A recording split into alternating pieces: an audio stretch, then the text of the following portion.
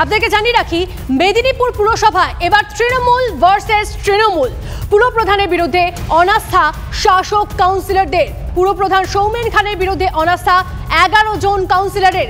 এই নিয়ে কথা বলবো, আমাদের সঙ্গে রয়েছেন আমাদের প্রতিনিধি দেবব্রত। সরাসরি দেবব্রতের সঙ্গে কথা বলবো। দেবব্রত, পুরপ্রধানের পদত্যাগ চেয়ে অবস্থানে বিক্ষুব্ধ কাউন্সিলররা, কিন্তু তার বিরুদ্ধে এই বিরোধিতার অভিযোগটা কি রয়েছে, কারণটা কি? দেখো, প্রথমেই আমি একটা ছবি দেখাতে বলবো আমার সহকর্মীকে, যে এই যে পৌরসভা, মেদিনীপুর পৌরসভার ঠিক চেয়ারম্যানের যে গেট, তার বাইরেই কিন্তু কাউন্সিলররা, প্রায় 13 জন কাউন্সিলর যিনি রয়েছেন এখানকার মেদিনীপুর শহরের একজন কাউন্সিলর, পাশাপাশি তৃণমূল কংগ্রেসের যিনি শহর সভাপতি তিনিও রয়েছেন। তার কাছ থেকে সরাসরি জেনে নেব মূল অভিযোগটা। আমাদের দলের পৌরপ্রধান যাকে বলে দিয়েছেন আমরা নিঃস্বার্থভাবে মেনে নিয়েছিলাম, কারণ আমরা দলের অনুগত সৈনিক। কিন্তু দায়িত্ব পাওয়ার পর চেয়ারম্যান যেভাবে চালচলন করছে, দলের অত্যন্ত ক্ষতি হচ্ছে এবং মমতা বন্দ্যোপাধ্যায়ের যে বিভিন্ন প্রকল্প তাকেও মান্যতা দিচ্ছেন না। সাধারণ মানুষকে হয়রানির শিকার হতে হচ্ছে এবং মেদিনীপুর পৌরসভা 150 বছরেরও অধিক পুরাতন। আমাদের দল যেখানে মানুষের সাথে, মানুষের পাশে আছে। আপনারা একটা অভিযোগ করছেন পৌরপ্রধান বিমাতৃসুলভ আচরণ করছেন আপনাদের বিরুদ্ধে। যারা বিরোধী কাউন্সিলর রয়েছে তাহলে তাদের অবস্থাটা কোন জায়গায়? বিরোধী কাউন্সিলররা বিরোধীদের কথা বলবে। আমরা দলীয় কাউন্সিলর, আমরা অপমানিত, লাঞ্ছিত, বঞ্চিত। আমাদের প্রতি বিমাতৃসুলভ আচরণ চেয়ারম্যান করছেন, দলের ক্ষতি হচ্ছে। এই চেয়ারম্যানের অপসারণের দাবিকে সামনে রেখে আমরা তৃণমূল দলের বোর্ডের বিরুদ্ধে তৃণমূলের কাউন্সিলররা আমরা অবস্থান করছি। তনিষ্ঠা, আরও একজন সংখ্যালঘু সম্প্রদায়ের একজন রয়েছেন কাউন্সিলর, তার সাথে একবার কথা বলবো। মূলত আপনারা যে অভিযোগ করছেন সেই অভিযোগের সত্যতা স্বরূপ মানে কি দাবি জানাচ্ছেন আপনারা? আমাদের একটাই দাবি, আমাদের দলের চেয়ারম্যান দল করেছিলেন যখন, আমরা নিঃস্বার্থভাবে ওনাকে মান্যতা দিয়েছি। আমরা বিগত 2 বছর দেখলাম যেভাবে আমাদেরকে অপমান এবং লাঞ্ছনা হতে হচ্ছে। এমনকি আমাদের সরকার উন্নয়ন পারপাসে যে টাকা দিচ্ছে, কত টাকা আসছে উনি সেটা পর্যন্ত আমাদের জানাচ্ছেননি। টাকা ভাগ করছে ওনার নিজের মনমর্জি মতো। এইরকমভাবে উনি আমাদের উপর এক না একান্তর চালাচ্ছেন। সমবাদী প্রকল্পের টাকাও নাকি মুসলিম সমাজের যে সমস্ত মানুষজন রয়েছে তাদের কাছে। এই যে এত অভিযোগ দেবব্রত, এটা কি শীর্ষ নেতৃত্বকে বোঝানোর চেষ্টা করা বা বলার চেষ্টা করেছেন তারা বোর্ডে বা বিগত কয়েক বছর আগে? একবার আমি একদমই আমরা একবার জেনে নেব। এখানে রয়েছেন আরও একজন কাউন্সিলর, মেদিনীপুর শহরের মহিলা তৃণমূলের নেত্রী, তার কাছ থেকে আবার জেনে নেব। আপনাদের যে অভিযোগ আপনারা উচ্চ নেতৃত্বকে জানিয়েছেন? না, এই মুহূর্তে আমরা জানিনি, কিন্তু আমরা যে আমাদের পিঠ থেকে গেছে তাই তো আজকে আমরা এখানে এই অবস্থানে বসতে বাধ্য হয়েছি। তা আমাদের আপনাদের মাধ্যমেই তারা জানতে পারবে। এবং আমরা এর আগেও বহুবার চেয়ারম্যানকে জানানো হয়েছে। এর আগে আপনি দেখেছেন আমার ওয়ার্ডেও একটা ঘটনা ঘটেছে, তখনও আমি বলেছি যে আমরা জানতে পাচ্ছি না। সুতরাং এই আন্দোলন, এই অপসারণের দাবি আমাদের থাকবেই।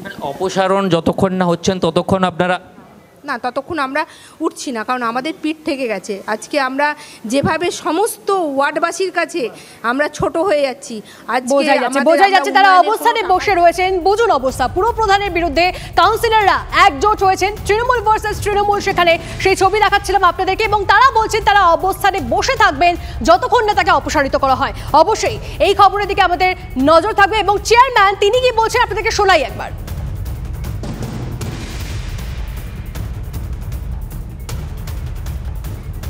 না, আমার কোনো স্বৈরাচারিতা আমি করিনি কারোর সাথে।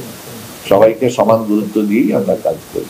ডেভেলপমেন্টের ওয়ার্কের ক্ষেত্রে যারা যা রিকুয়েশন দিয়েছে সেগুলো সবই হয়েছে, কোনোভাবেই কাউকে বঞ্চিত করা হয়নি। আমি আলোচনা করে সমাধান করার জন্য ওনাদেরকে বললাম। আপনাকে পদত্যাগ করতে বলছেন, দল আমাকে যদি বলে দেয় আমি নিশ্চয়ই সিদ্ধান্ত নেব। আমাকে তো দল বসিয়েছে, দল যদি আমাকে বলে দেয় ছেড়ে দিতে আমি আজকেই ছেড়ে দেব। আসি পরের খবরে। এক প্রণামেই পদ খোয়ালেন কে?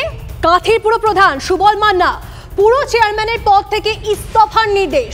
ভাবুন, একটা প্রণাম করে এই অবস্থা, তার ইস্তফার নির্দেশ দেওয়া হয়েছে। সম্প্রতি মঞ্চে শিশির অধিকারীকে প্রণাম করেন এই সুবল মান্না, তারপরেই সুবল মান্নাকে শোকজ করে দল। এবার পদত্যাগের নির্দেশ সুবল মান্নাকে। তাহলে গোটা পরিস্থিতি কোথায় গিয়ে দাঁড়ালো? প্রদীপ্ত, আমাদের প্রতিনিধি আমাদের সঙ্গে রয়েছেন সরাসরি। প্রদীপ্ত, দেখো, এই মুহূর্তে যদি সুবল মান্না তিনি যদি নিজে ইস্তফা না দেন, তাহলে তৃণমূল কংগ্রেস তার বিরুদ্ধে অনাস্থা আনবে। এটা ইতিমধ্যেই তারা সিদ্ধান্ত নিয়ে ফেলেছে এবং দিন কয়েক আগে ফিরহাদ হাকিম সুবল মান্নাকে এই নির্দেশ পাঠান যে তার সম্মানের কথা ভেবে যেন তিনি ইস্তফা দিয়ে দেন। আর যেহেতু এটা সরকারি পদ, ফলে দল এখান থেকে বরখাস্ত করতে পারে না, সে কারণেই তাকে ইস্তফা দিতে বলা হয়েছে এবং তৃণমূল কংগ্রেস সুবল মান্নাকে বিশ্বাসঘাতক হিসাবেই চিহ্নিত করছে এবং পরবর্তী চেয়ারম্যান হিসাবে কিন্তু নাম উঠে আসছে এই মুহূর্তে যিনি ভাইস চেয়ারম্যান যুব নেতা শুভপ্রকাশ গিরি, তিনি আগামী দিনের কাঁথি পুরসভার চেয়ারম্যান হতে পারেন। এই সম্ভাবনা এই মুহূর্তে কাঁথিতে রয়েছে। তবে যতক্ষণ না পর্যন্ত সুবল মান্না তিনি সরে যাচ্ছেন, ততক্ষণ পর্যন্ত শুভপ্রকাশ গিরি তিনি দায়িত্ব নিতে পারবেন না।